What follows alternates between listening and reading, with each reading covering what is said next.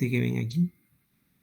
Y miren que ella maneja el mismo concepto de, ¿no?, de las celosías, los grandes domos, que penetran la luz cenital.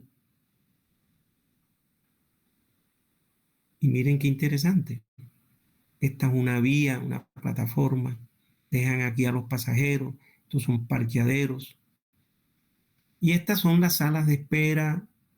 Aquí están los aviones, llegan los aviones. Aquí están los gusanos. Es donde llegan los aviones por los cuales uno penetra los aviones. Vean aquí 2 niveles de plataformas. Imagínense dibujar esto, dibujar los planos. Una obra bellísima, inspirada también en cosas naturales. O sea, esto parece una manta, una raya. Y esto se está convirtiendo en una tipología en el mundo. O sea, ya hay muchos aeropuertos que quieren manejar este tipo de formas. Incluso el Dorado en Bogotá tiene una cosa más o menos aquí así parecida a esta. El tipo de texturas muy similares, claro, guardando las proporciones, ¿no? Y así hay muchos edificios en el mundo que manejan este tipo de conceptos. El de Bogotá, el Dorado, tiene más o menos esto. Incluso el de aquí, de nosotros, tiene internamente un manejo en el cielo raso como que quizás porque son los referentes, ¿no? Pero no podemos comparar tecnología y sobre todo el sistema económico. El tema económico nosotros no da para hacer una cosa. Colombia tiene muchas necesidades más para hacer una inversión de estos costos con estos tipos de estructuras. Miren qué bello el aeropuerto.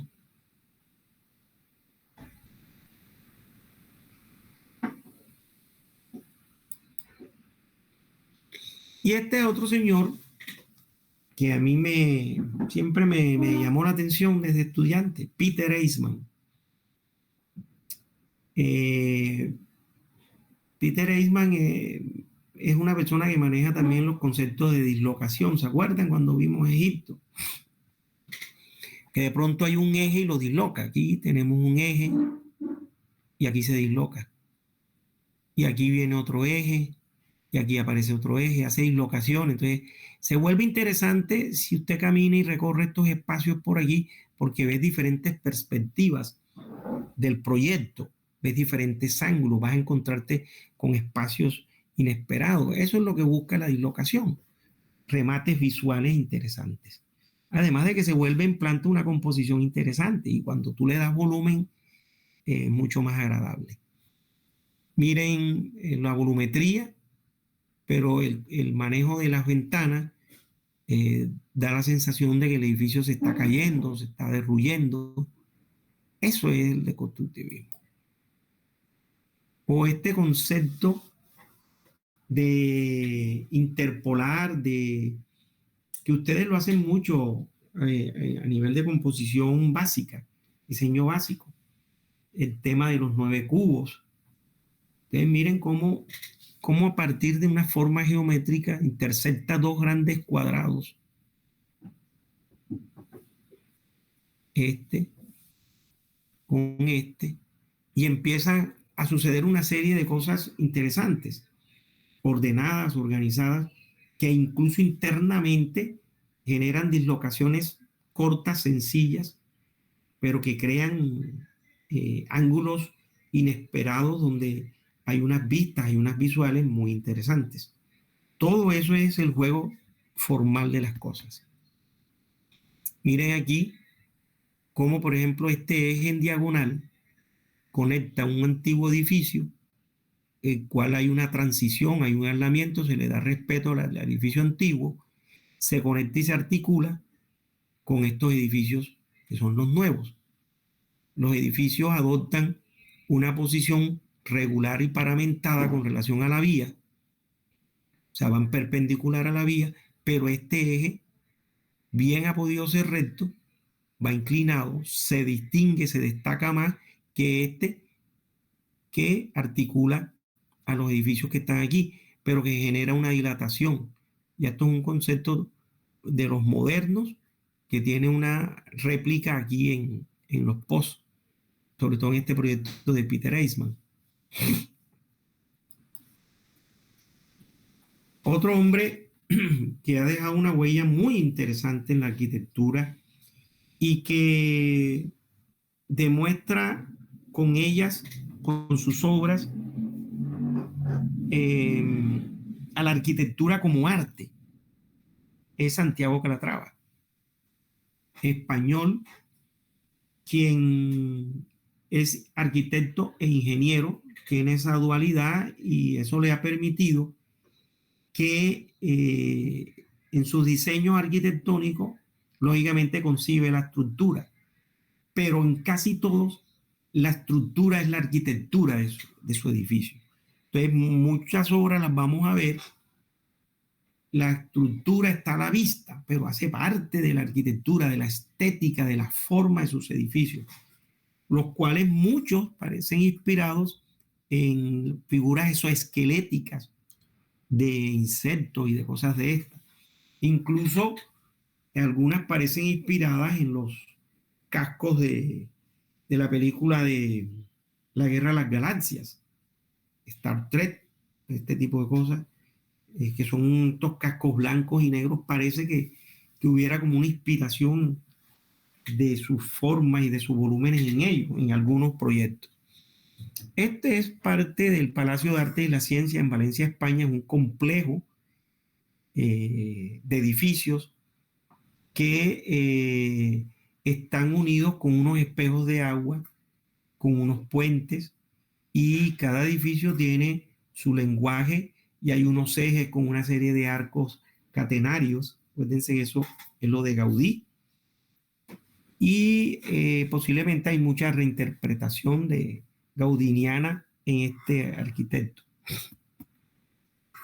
Ese es el mismo proyecto, es como si fuera una gran piscina y adentro están los edificios. Entonces miren ustedes, por ejemplo, estos arcos catenarios, esto es muy gaudiniano, y hay unos elementos que salen aquí como exoesqueléticos, estas estructuras, como si fueran unas costillas, y tienen otros elementos acá y se vuelven como unos portales, unas pérgolas. O esto es muy gaudiniano. ¿Se acuerdan en el Parque Güell unas columnas entorchadas que yo les dije, parecen unas melcochas en piedra? Pero le aplica el concepto de la ramificación y genera un portal muy interesante aquí a gran escala. O acá todas estas formas exoesqueléticas son estructuras metálicas a la vista. Este edificio es como si fuera un ojo. Esto se cierra aquí, y es un gran auditorio y se abre y se cierra. Y miren que todo es estructuras metálicas a la vista.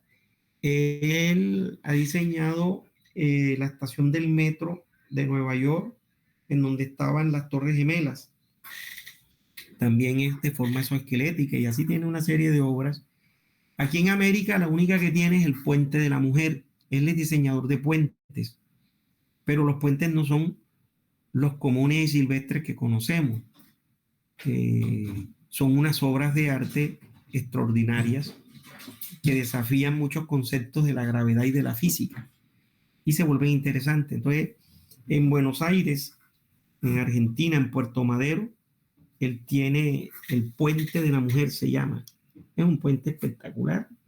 Sería interesante que también lo buscaran. No sé si tenga imágenes de él aquí. Tuve la fortuna de conocerlo cuando hice mi maestría en desarrollo sustentable. Estuve varias veces por allí. También diseñó un puente no hace mucho en Venecia, un puente de vidrio, y ahí tuvo muchos problemas.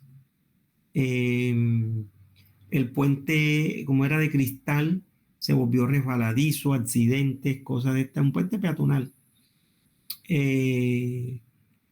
Y hubo sobrecostos en la obra a lo que él había dicho que podía costar. Y Venecia lo demandó. Como esto es o sea, la arquitectura son obras intelectuales, o sea, son creación intelectual de un autor, o sea, es como si usted escribiera un libro, 100 años de soledad, eso de Gabriel García Márquez, canciones, de cualquier género, eso es propiedad intelectual, los cuadros. Y se fueron a un juicio y lo ganó Calatrava. Calatrava ganó el juicio, a pesar de que el Estado lo estaba demandando. El puente costó mucho dinero y Venecia ha tomado la decisión de tumbarlo y contrataron ahora a otro arquitecto, están por contratar a otro arquitecto para que haga el vidrio. O sea, todo por cuestiones de pronto de ego, de no sé.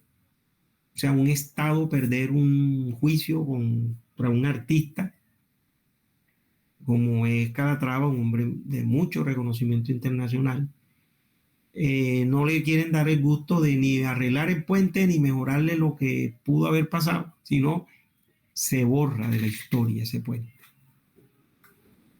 Así como ha pasado con todas las civilizaciones, que cuando llegaba un faraón, si no era muy amigo del faraón anterior, lo que hacía era que demolieran las estatuas o tallaran el nombre de ese faraón donde estuviera tallado. Ahí vemos otra imagen del elemento, del edificio, el volumen. O este otro, un auditorio. También hace uso de enchapes vitrificados como hacía Gaudí.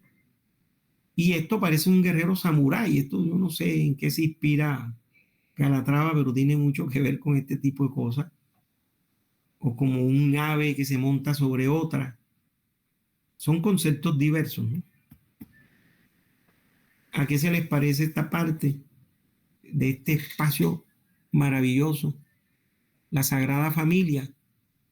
¿Se acuerdan que se las mostré? Columnas que se bifurcan y Gaudí aquí remata con unos girasoles.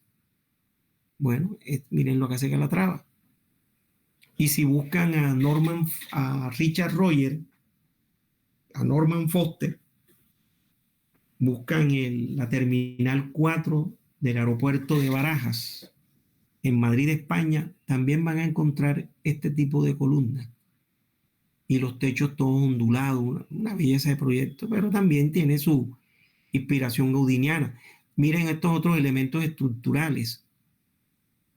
O sea, la estructura hace parte de la arquitectura del edificio y es lo que él muestra.